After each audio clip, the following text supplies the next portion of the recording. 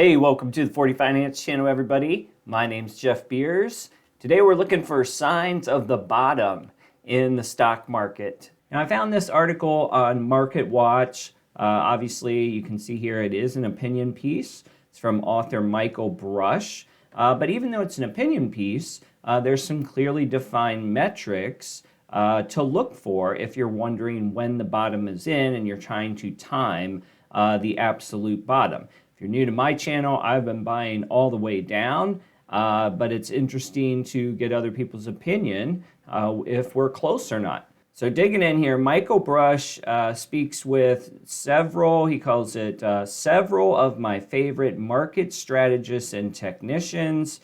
They offered the following indicators. All right, so the first one on the board, look for peak negativity among investors. And for that, they bring up the fact that since the start of 2021, investors put $1.5 trillion into mutual funds and ETFs. So far, they've only taken out around $35 billion. And this Michael Hartnett, Bank of America's chief of investment strategy, says that is not capitulation. He'd like to see $300 billion in withdrawals, particularly if it happened fast. Likewise, stock allocations are at 63% among portfolios in BOA's client network. For capitulation, we need to see that drop to the mid 50% range. All right, so looking at that again, if they've only taken out around $35 billion, but he'd like to see $300 billion in withdrawals before calling the bottom, this particular person is waiting for 10x more withdrawals, and we'll have to see if that happens. That feels like that would be a lot of money, but you never know. Things keep falling and people get scared. You never know what happens. All right, next one up here. Look for a peak fear index. So Chicago Board Options Exchange Volatility, which is the VIX, tracks investor fear. The VIX recently touched 35, but that's not high enough to signal capitulation, says Bob Dole from Crossmark Global Investments. He'd like to see moves closer to 40. He also wants to see more stocks hitting the 52-week low list and more stocks trading below their moving averages. We have evidence of some capitulation, but probably not enough to call it a bottom, he says. All right, number 3, look for a spike in the put-call ratio. All right, the put-call ratio tells you how scared investors are. Doug Ramsey calls this his desert island sentiment indicator. Ramsey tracks a 3-day average since 2014. Capitulation bottoms when this ratio moved to 0.85 or higher. It was recently around 0.7, so it's not there yet.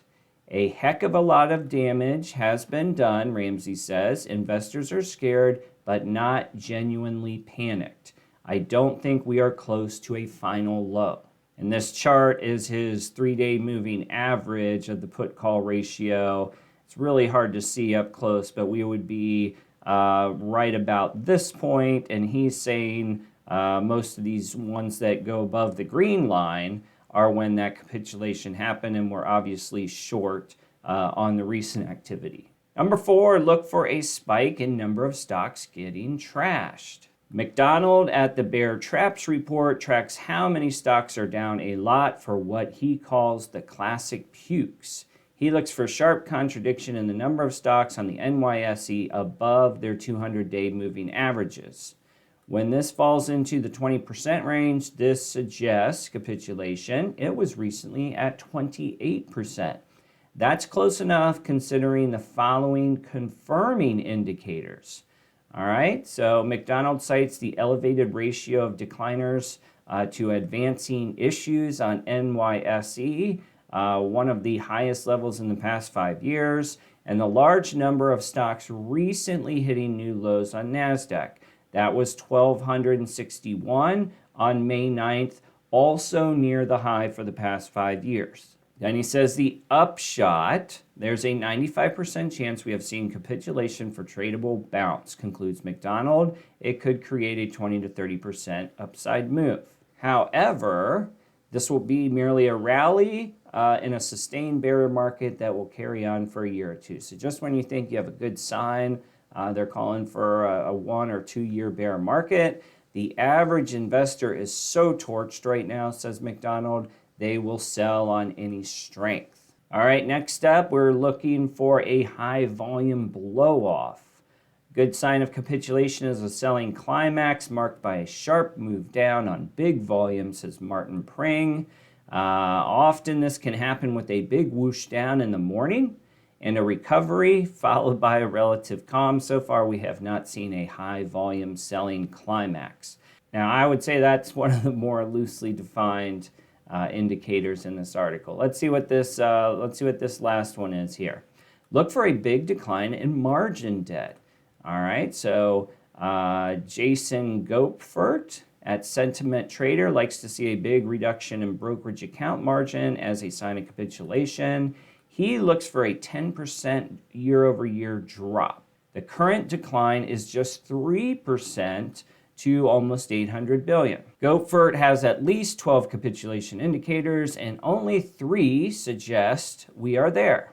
They are the IPO offering drought, several consecutive weeks of 10 billion equity fund outflows, and extreme lows in investor sentiment surveys. So those are 3 things that are happening that suggest a bottom, but he would still like to see at least 40% of NYSE at their 52-week lows. We are near 30%, fewer than 20% of the S&P 500 trading above their 200-day moving average, currently at 31%. And a spike in correlation among stocks in the S&P 500. All right, so those are 6 indicators, and seemingly all of them, in one way or another, are calling for more doom and gloom. So when I read an article like this, yeah, it's not good news, and there's nothing in this article that suggests I should continue buying anything and just wait for some of these signs to take root and then everything's safe and we can go from there. But we know that timing the bottom is nearly impossible. So of course we have interest rate problems, inflation problems, global alliance problems, right? We have supply chain problems, we have COVID problems across the board. Suffice to say, there has never been another time exactly like 2022. Then you start thinking about the things that are going our way as a country in the short term, and that is the fact that there are plenty of jobs available. We have an incredible amount of technology across a number of different industries that is going to make us more efficient and help us do a lot of different things bigger, better, faster. And then lastly, you have sort of the post-pandemic boom, which still hasn't had a full year in it. So whether you're talking about travel, getting back to the office, you pick your spot. Wherever people have not been for 2 years, those places are likely going to be very busy over this summer.